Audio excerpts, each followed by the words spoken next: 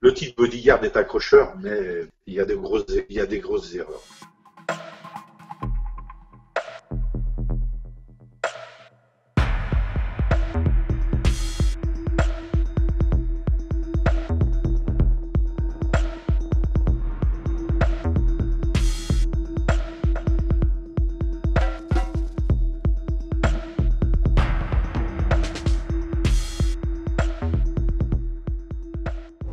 J'ai évalué les facteurs de risque dynamique et au vu du niveau d'alerte actuel, je recommande une déviation. De combien de temps ça va nous retarder? Je ne peux pas vous répondre, madame. Dans ce cas, Terry, nous prendrons l'itinéraire habituel, merci. Prenez la rive sud, s'il vous plaît. Mon job, c'est de vous protéger, madame. Je ne vous dis pas comment faire le vôtre. Il faut savoir que pour les cortèges, les trajets sont vus à l'avance, validés par l'autorité, c'est-à-dire le préfet ou l'ambassadeur si on est à l'étranger. En général, il y a un trajet principal, 2 voire 3 trajets de secours. Et on ne peut pas changer comme ça de trajet sans en avertir parce que surtout sur un ministère régalien, il faut être conscient qu'il y a tout un dispositif sur l'ensemble du trajet qui est mis pour la protection. Et donc on ne peut pas partir dans la nature. Si on en parle... Ah Couchez-vous! Couchez-vous maintenant! Merde!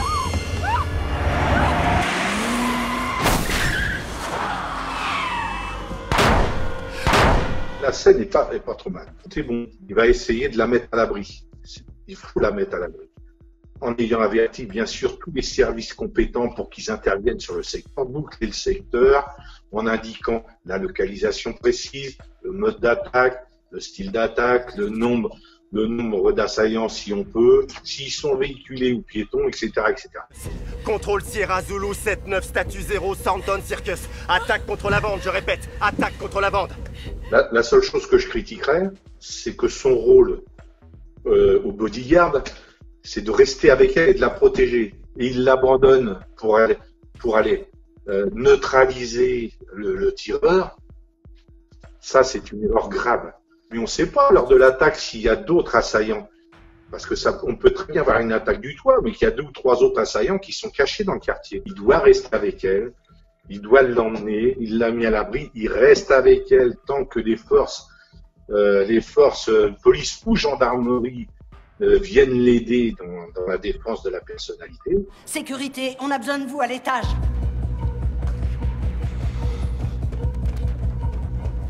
Laissez passer!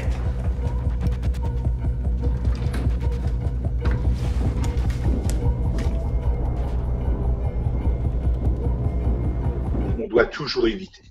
Toujours éviter. Je vous dis, panne, rester bloqué pendant 2 heures dedans, voilà. Il ne sait pas pourquoi il a appelé. Donc, en plus, c'est à l'étage supérieur, je pense. Ces gens-là sont très entraînés, donc il peut monter 1, 2 ou 3 étages par les escaliers. Comment vous pouvez me traiter comme ça?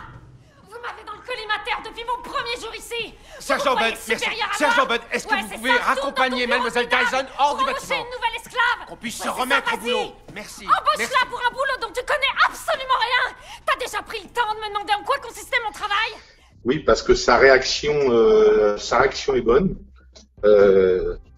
Calme, sérénité.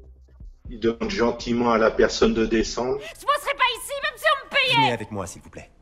Non. On va parler de tout ça au rez-de-chaussée, d'accord? Il essaye d'interrompre le plus rapidement possible l'esclandre, sans lui en rajouter, parce que notre rôle, c'est pas d'en rajouter, de mettre de l'huile sur le feu, c'est de calmer les choses. Le rôle d'un agent de sécurité, d'un bodyguard, c'est jamais d'amplifier l'altercation ou l'agression, c'est de calmer, de couper court tout de suite. Donc il faut du sang-froid. Si on n'a pas de sang-froid, on n'est pas fait pour ce métier-là. Et de raccompagner, donc il fait un boulot extraordinaire. Excusez-moi, mais il faut vraiment que vous vous déplaciez à l'intérieur. Tu peux dire à ton macaque de la fermer, balance-lui des cacahuètes. Je suis métisse, monsieur. Quelquefois, ça peut être compliqué. Oui, c'est vrai, parce que ils n'intègrent pas, comme je disais, ils n'intègrent pas la problématique sécuritaire. Surtout là, dans cette séquence, je rappelle, nous sommes en séquence où les problématiques d'attentat ont déjà commencé.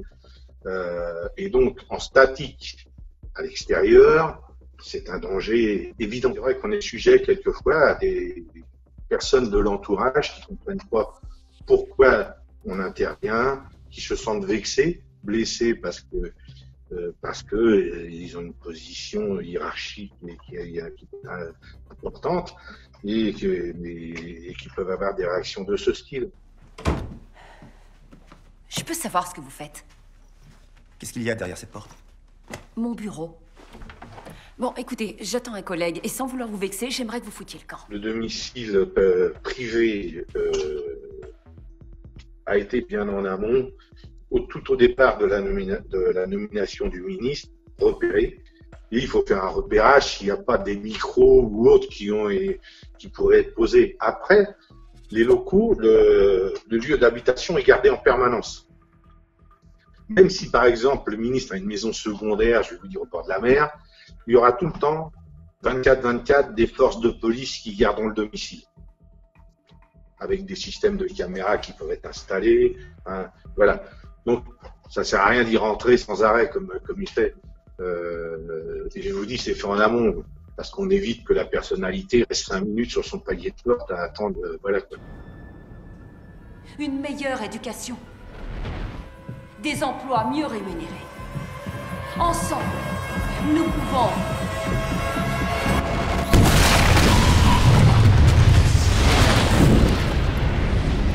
Sur un lieu de meeting comme ça, il y a toute une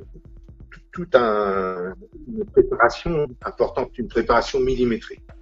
C'est-à-dire que quelques jours avant, il y a une réunion sur site avec le cabinet de la personnalité, les services de sécurité, les patrons de services de sécurité de la personnalité. Donc une fois les repérages faits, le jour de l'événement, il y a tout un dispositif qui se met en place. On revient sur la même chose.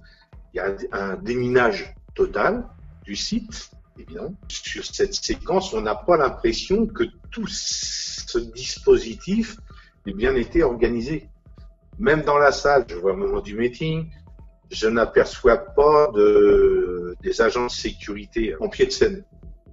Ils ne parlent pas au milieu de la scène, mais de chaque côté de la scène. Et il en faut en arrière-scène aussi. Parce que là, il y a des, vous voyez bien par où arrive la personne avec du cabinet, avec la mallette, elle arrive par l'arrière-scène. Normalement, on doit avoir aussi un service des agents de sécurité qui soit disposé là. Il y a quoi dans la mallette? Des éléments de référence, des informations essentielles. Montrez-moi. Oh, s'il vous plaît, je vous en prie. Montrez-moi.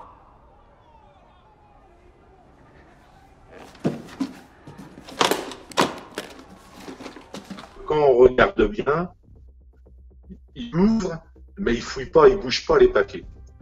Il a simplement un regard, donc un visuel très rapide et voilà, qui est pas poussé. Déjà, son rôle, ça aurait été d'interdire la mallette de rentrée et que la personne qui voulait lui emmener des documents l'emmène simplement en feuille de papier et lui dépose sur comment dire le pupitre. Hein.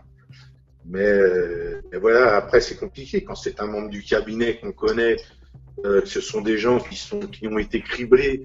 On sait très bien, voilà, ce sont des habitués. Il n'y en a plus d'un qui sera à voir. Hein.